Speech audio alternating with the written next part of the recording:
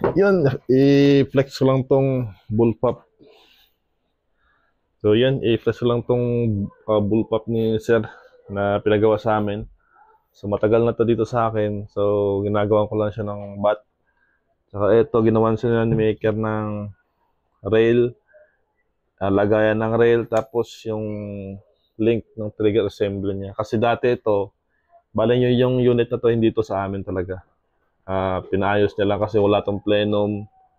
Nakadirect yung etong regulator dito. So sabi ng may-ari, kailangan niya mag-antay ng 10 seconds bago pumasok yung hangin ulit dito. So hindi siya agad makakapag-follow up shot kasi wala akong plenum nga. Direct na yun dito. So naglagay kami ng plenum dito. Yan. Yung, yung rail niya, yung hammer niya, pinalitan namin ng stainless. Internals, dati bakal. So, dito hindi na namin to ginalaw lahat dito. Ito lang yung internals niya. Yan. Tsaka side lever to. Pinagawa niya lang ni Sir na bullpup. Yan. Ginawa lang namin ng bat dito na bullpup na simpleng design para may pang linking siya sa backyard. Yan. Scope lang yung kulang nito. So medyo ano siya kasi dito yung hammer, tsaka meron pa siya ditong decacker. So tingin ko hindi mo lang kailangan talaga dito idikit yung pisngi mo kasi baka mahampas ng hammer. So hindi talaga siya naka-design sa bullpup na design.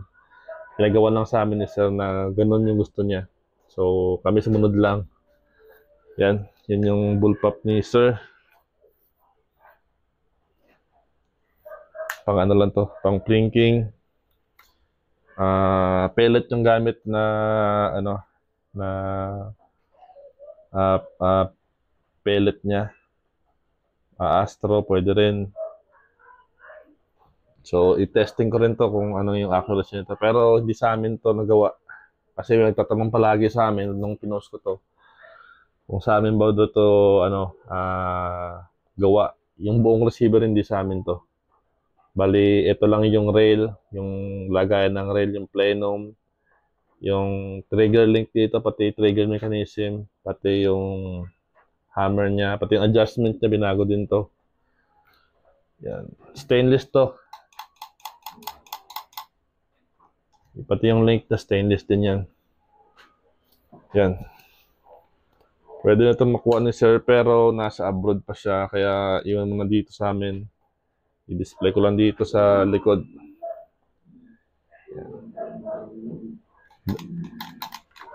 Ganda ng bullpup. Medyo awkward din siya ikak kasi nandito. Unlike kung nandito, mas maganda. Pero dito kasi dati kasi itong side lever kaya ganyan. So, sa gusto mo paggawa ng bat na bullpup or bat man na ordinary na pang wood, kagaya nito, yan. So, kailangan yung ipadala yung kailangan yung ipadala yung unit talaga para sakto. Pero kung gusto niyo naman na kayo na magbutas, pwede naman kami magpadala ng plain lang na kahoy. Wala siyang butas sa taas. Ika lang magbutas kung ano yung sukat niya. Kung ayaw niya ipadala yung buong receiver. So, pwede kayo kahit kahoy lang na plain walang butas. Bahala na kayo magbutas. Walang kulay or plain lang. Pwede rin. Depende sa inyo. So, yan. Yan yung bullpup ni Sir na pinaayos. Saka pina-upgrade yung side lever. Pinagawa niyang bullpup. Yan.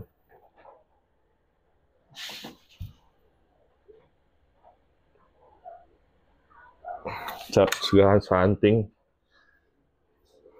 So, yun lang.